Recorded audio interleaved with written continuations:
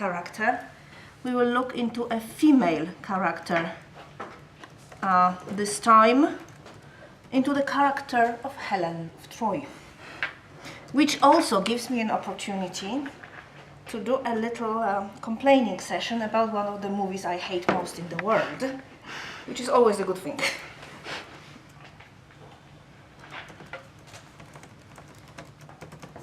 Just a second. Just have to do one more thing.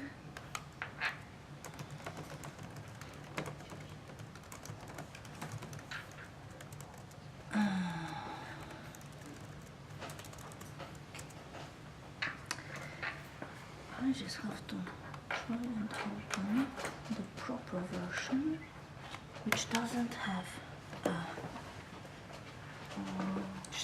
password.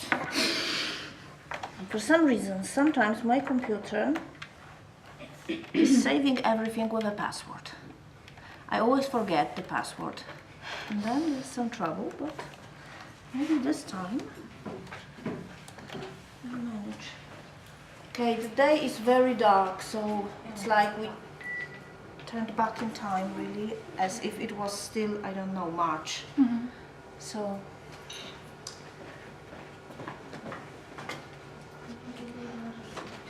if I may make one more comment about the class in 2 weeks' time. Should you choose the class on the modern myth, I can guarantee cookies. Okay. So the decision is made. I was supposed to make cookies today, but unfortunately it didn't work out as I planned. We will look into the character, probably the most famous female character in the entire ancient Greek tradition, the character of Helen of Troy, or as she is often called in the sources, Helen of Sparta. And the class will be quite clearly two-partite. We will start with the short characterization of Helen as she is seen in Greek sources, and then we will proceed into some of the numerous examples, the reception of Helen's character in later art, later music, and also later literature and cinema.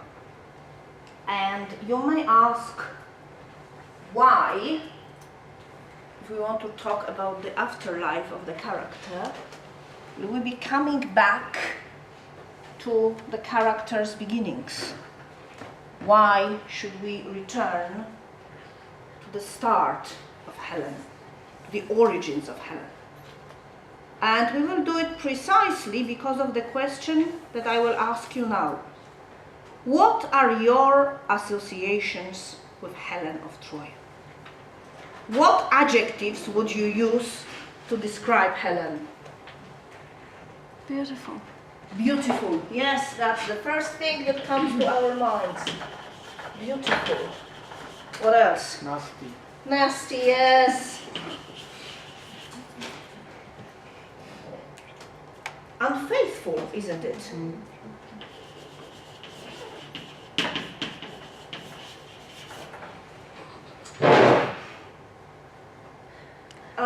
Many would add. Because at some point she starts to be an archetype of a woman who has no brains, only beauty, who is pretty, but who is vain, empty-minded, who doesn't care about anything but herself and her own good.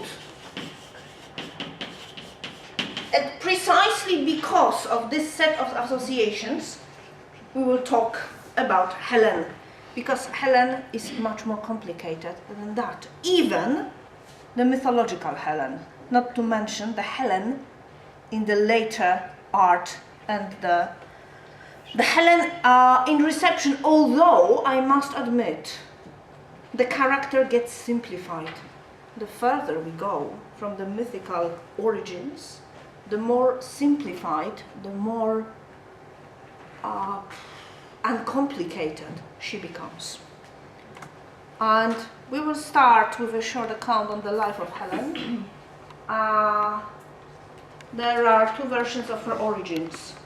One is the obvious one, the one with Zeus chasing the queen of Sparta, Leda, the wife of Spartan king Tyndareus. Zeus is chasing her, taking on the form of a swan, and as a result, she lays 2 eggs, and children, 4 children, 2 immortals, 2 mortals, are born, or hatched actually, out of those eggs.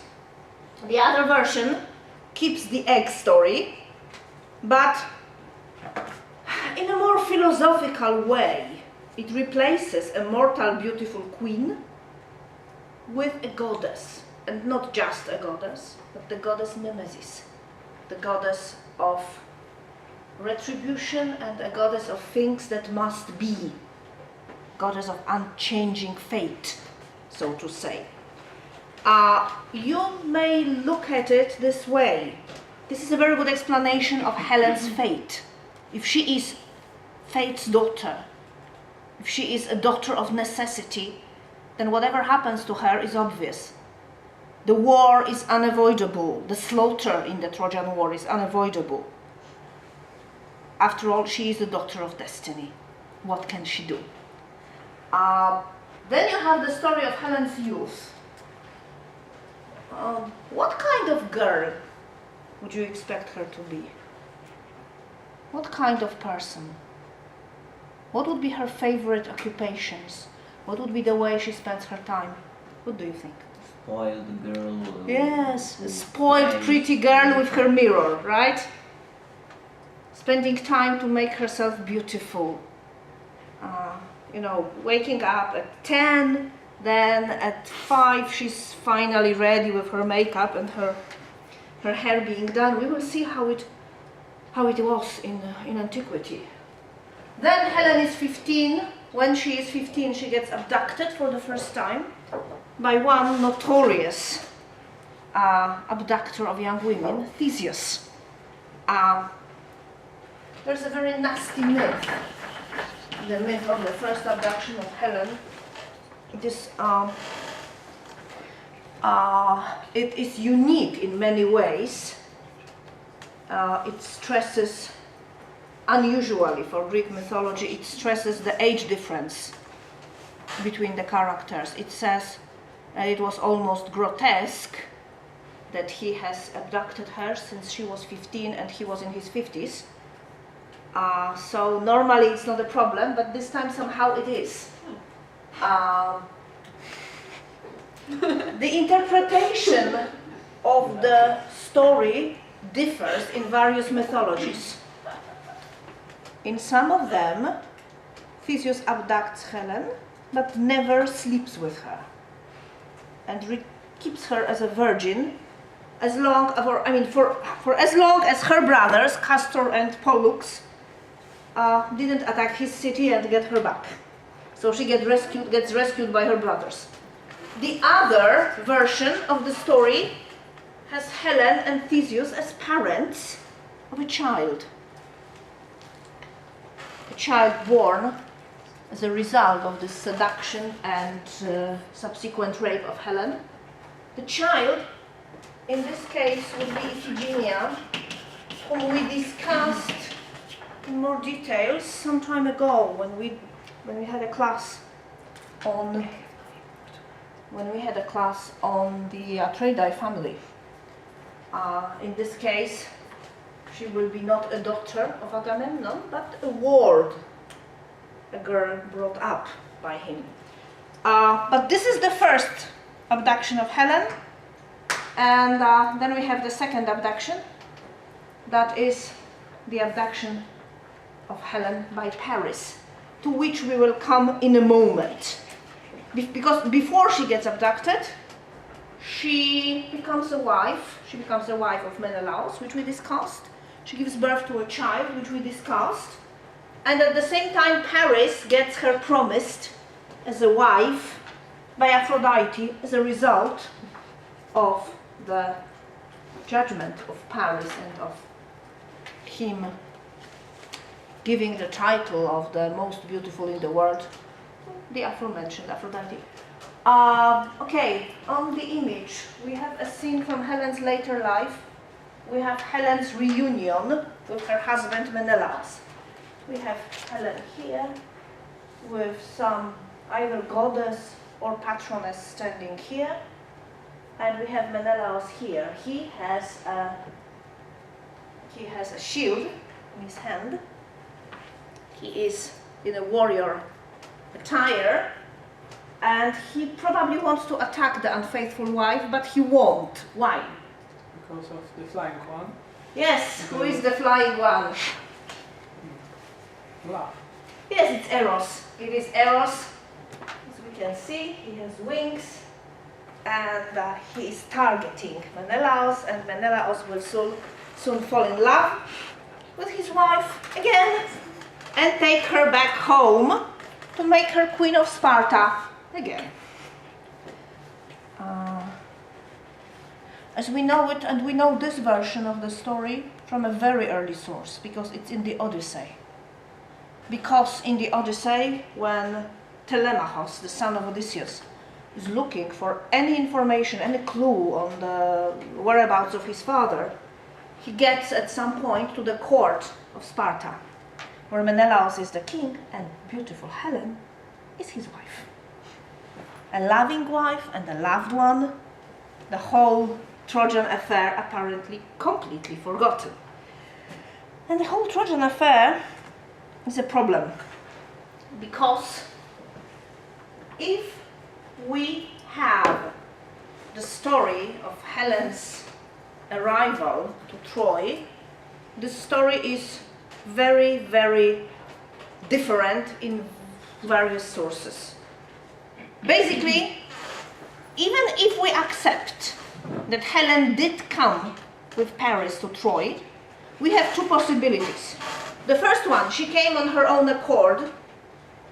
She wanted to run away with her lover. The second one, she was forced, or she was cheated, she was abducted.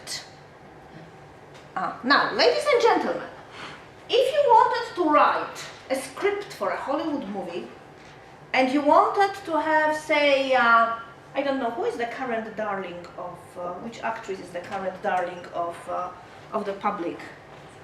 Anne Hathaway was a few years back, Keira Knightley was before, Katie Holmes was before her marriage to Tom Cruise. But if we wanted to make such a movie and take such an actress, the one who always plays good characters, to make her the main character, and if your script was so that in fact Paris and Helen married in secret before she was promised to Menelaus, everybody would tell you that you overdid it, that this is really too sweet to be true, that this is too much of a justification of the character. Well, Dio Chrysostom, a famous Greek orator of the 2nd century AD, did just that.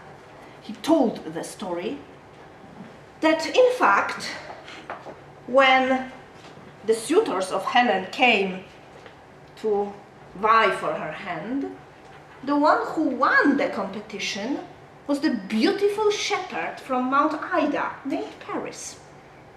And that both the girl and the girl's parents were so impressed with him that they promised her to him in marriage.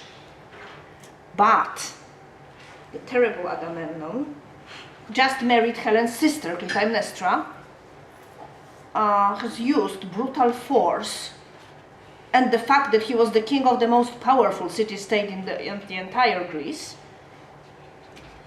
he used his influence to force Helen's marriage to his brother. So when Paris abducted Helen, he in fact didn't abduct somebody else's wife. He took what was rightly his. So, as you can see, anything is possible. And the ancients were not quite certain if Helen was abducted, or possibly, maybe it was so that she went on her own accord. You find both of such versions, and you will find the story of Helen in Troy in the most classic and most obvious version of the myth in the Iliad. In the Iliad, Helen is in Troy, she's been abducted by Paris, she went with him on her own accord, and she is now his wife. When Paris dies, and he dies after the events of the Iliad have taken place, she gets another husband. Usually, this new husband, it's Troilus, Paris' younger brother. This Troilus gets killed in her bedroom on the night of the Ilioupersis, the capture or the destruction of Troy. And the story has it so that Menelaus runs around the burning city looking for the unfaithful wife and wanting to kill her, and he finds her in her bedroom in bed with her new husband. So he murders Troilus, but as we see here, he cannot harm Helen, especially, the ancient writers add, that she has risen from the bed naked, or that she has risen from the bed in her nightgown and took it off the moment he raised his sword to kill her. And as we know, it works. It worked in case of Helen, it worked in the court in case of the famous Hetaira Phryne, who was accused of blasphemy and who was defended by her advocate in a very similar way. He brought her into court and he took her dress off. He made her stand naked in front of the judges and he said, "Gentlemen of the jury, can something so beautiful be blasphemous?" They won the case. And so Helen gets reunited with Menelaus and they come back to Sparta to become king and queen again. But in many versions of the story, you will see Helen held responsible and resented, hated, disliked universally in Greece. But this is only one version of the story, because obviously in the majority of our sources, Helen went to Troy either on her own accord or forced or legally. But there is another complex of the myths which says Helen never went to Troy at all. She is not the unfaithful wife. She is not the fickle, unreliable, silly woman who caused the war because she wanted to run away with her boyfriend. She never went to Troy. And here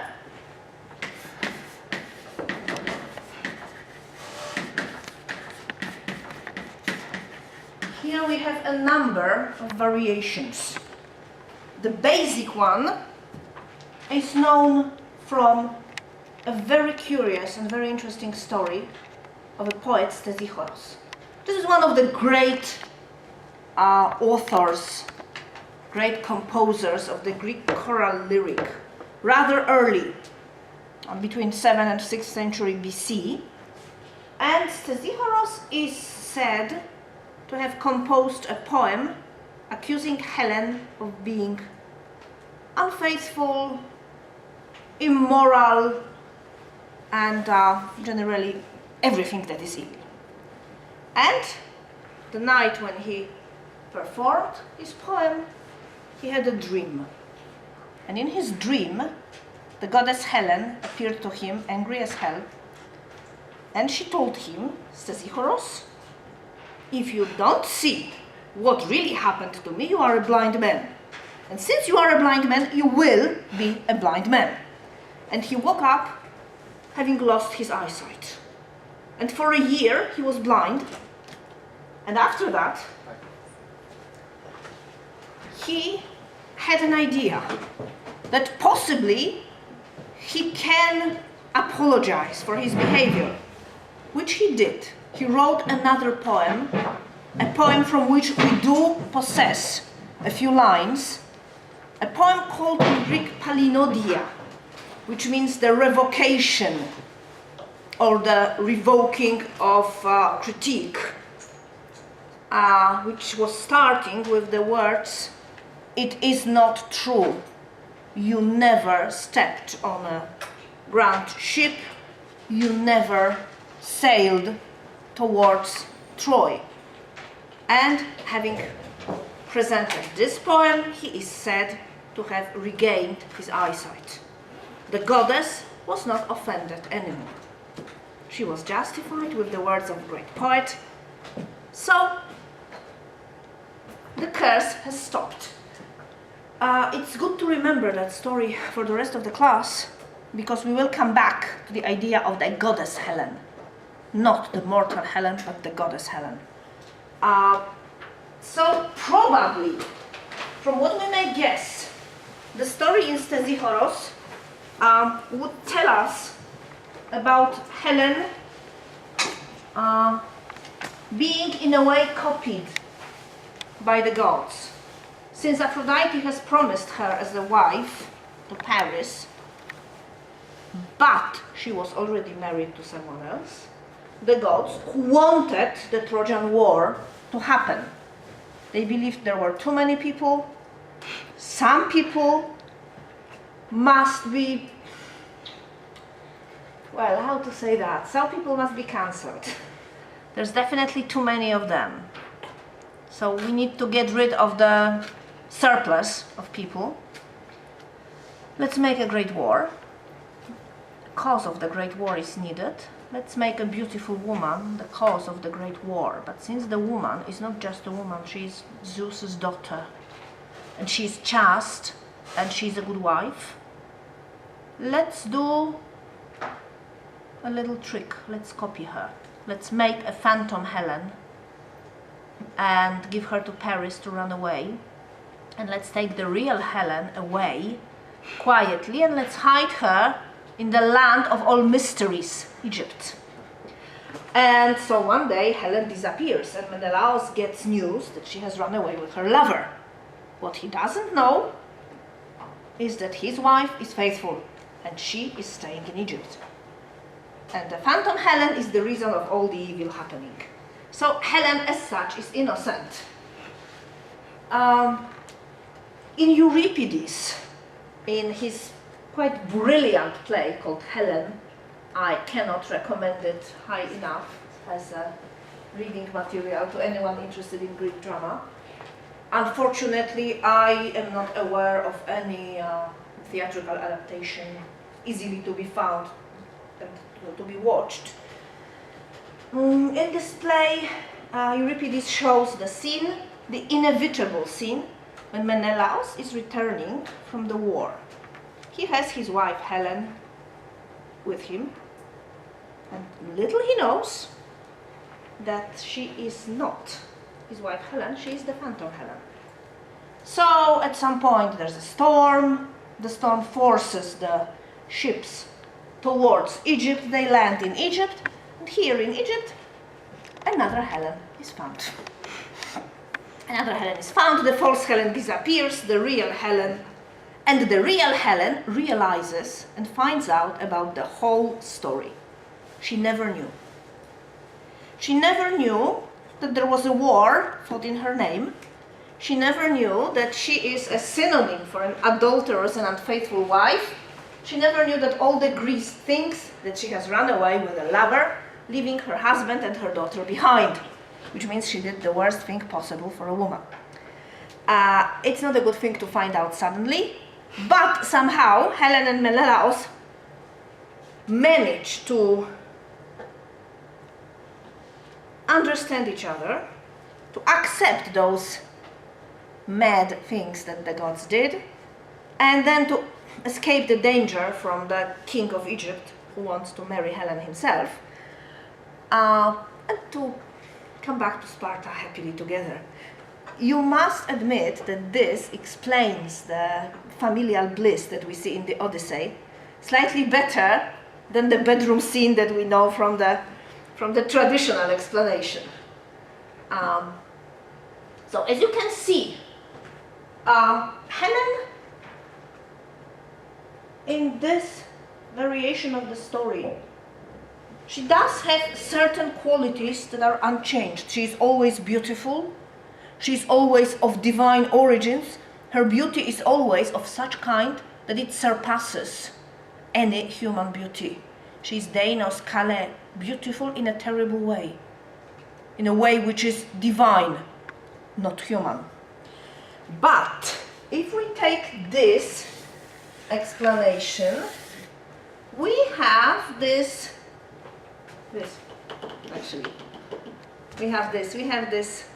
pretty, silly woman, unfaithful, changing, fickle, not thinking about the consequences of her actions. If we take this, we have a heroic character, a woman who loves her husband so much that she will defy the greatest power in Greece to be with the man she lawfully married. If we take this, we have a victim. We have a woman who is a play, who is a doll in the hands of gods and fate. A woman who is forced with madness, forced by Aphrodite to leave behind everything she ever cared about, to go to a foreign land with a foreign man, and to be the cause of the war, and to be slandered, to be criticized all over Greece for being evil. If we have this, we have a complete innocent. Complete innocent, in the Euripidean version, kept completely unaware of what has become of her name and her honor, and how she is universally hated for something she never did. So as you can see, we have not one, but 4 possibilities of the development of this character. And we also have the fifth, which will be somehow here. We have the woman who was forgiven and who is very, very sorry, and she never forgets to be very, very sorry about what she did. Who was touched with some kind of madness, has now been cured of that madness, and who is an exemplary wife once again. And if you look at it, our associations mostly touch one, and just one, variation of that character. You will see what happens in the later cultural reworkings of the character of Helen. But before we do that, let's look into this little part of her past, which is rarely touched in later cultural reworkings. The fate of Helen after the war. She comes back with her husband, they are a happy couple again. Then Menelaus dies after many years. He is, after all, a mortal king, nothing else. And what happens to Helen? In one version, she doesn't die. She is Zeus's daughter, Zeus's only daughter with a mortal. So she is very, very special. From the beginning, from the moment she is born, she is special among all the Greek heroines. Not only because she's the most beautiful of them. So she can be taken to Leuke, the White Island we talked about at some point. The place, the Greek Avalon, the place where the heroes live forever. Achilles is the king there, and he has either 2 or usually 3 wives. And Helen is one of them. So the bravest has the most beautiful one for a wife. Usually the other one is Medea. So the wisest, also the most dangerous woman in all Greek mythology. And here we have 2 wives of Achilles. Sometimes Iphigenia is added as the 3rd, but this is the less popular version. The version with 2 wives is more popular. So here we will have Helen's position as very special. Just like Achilles is the king, she is one of the two queens. Just like he is the greatest of heroes, she is the greatest of heroines. And it does fit her position very well. In case you wanted to know where Leuka is, or you wanted to visit the island of the dead, it is believed to be one of the islands on the Black Sea, of the coast of Romania and Ukraine, and unfortunately there's a Ukrainian military base there now, so visiting Leuka is rather not quite possible, although there is one archaeological site there which might, under right circumstances, be visited. But if people disappear there, it's probably not because they go to the land of the living heroes. The other version is the classical katasterismos narrative.